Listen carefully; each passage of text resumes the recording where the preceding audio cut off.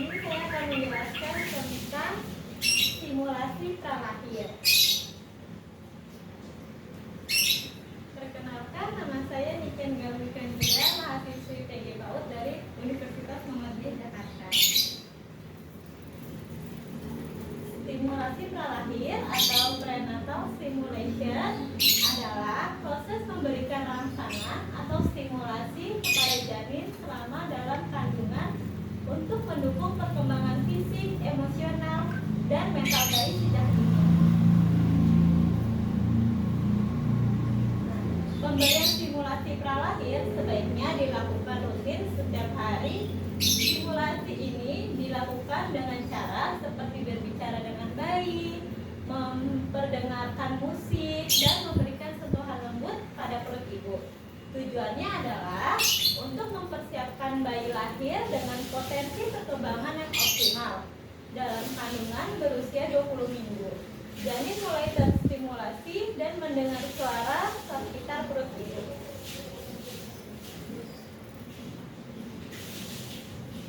Dengan konsisten tapi tidak berlebihan, rangsangan yang diberikan secara rutin namun tidak berlebihan agar janin tidak stres, dan dengan cara yang positif dan menenangkan. Suasana yang tenang dan positif dari ibu sangat penting karena emosi ibu juga mempengaruhi kondisi janin. Stimulasi pralahir bukan hanya berfokus kepada rangsangan fisik, tetapi juga pada aspek emosional dan mental dari ibu. Dukungan dari keluarga, terutama pasangan, juga berperan penting dalam memberikan lingkungan yang sehat terhadap perkembangan janin. Berikut ada beberapa metode stimulasi pralahir. Yang pertama, dengan stimulasi suara. Dengan stimulasi suara, janin dapat mendengar suara sejak usia kandungan sekitar 20 minggu. Berbicara, menyanyi, atau mendengarkan musik lembut dapat merangsang perkembangan pendengaran dan kognitif pada janin. Yang kedua, dengan cara stimulasi sentuhan, yaitu sentuhan lembut pada perut ibu bisa dirasakan janin yang dapat meningkatkan rasa aman dan kedekatan antara ibu dan bayi. Kemudian ada stimulasi cahaya. Pada akhir trimester kedua, janin mulai mendeteksi cahaya. Stimulasi dengan mengarahkan sumber cahaya lembut ke perut ibu dapat memberikan rangsangan visual. Kemudian ada aktivitas fisik. Gerakan dan latihan pernapasan ibu juga dapat memberikan rangsangan kepada janin yang dapat mendukung perkembangan otot dan motorik pada janin. Kemudian ada stimulasi emosional, yaitu dengan ketenangan mental dan emosional, ibu juga berdampak besar terhadap kondisi janin. Lingkungan yang mendukung dan perasaan positif dapat membantu perkembangan mental dan emosional janin. Nah, manfaat stimulasi pralahir untuk merangsang perkembangan indera, mempersiapkan janin menghadapi lingkungan luar, dan memperkuat emosional terhadap janin. Hal-hal yang harus diperhatikan terhadap stimulasi pralahir.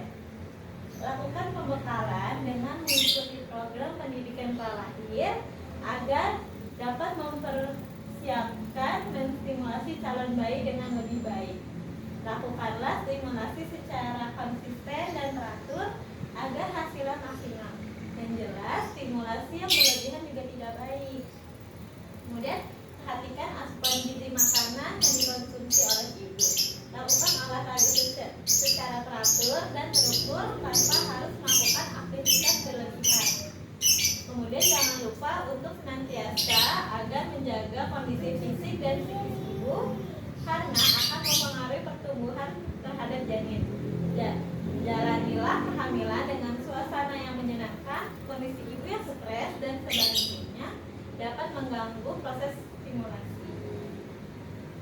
Kesimpulannya, stimulasi pralahir adalah cara yang mudah untuk membangun ikatan dengan bayi dan ibu sejak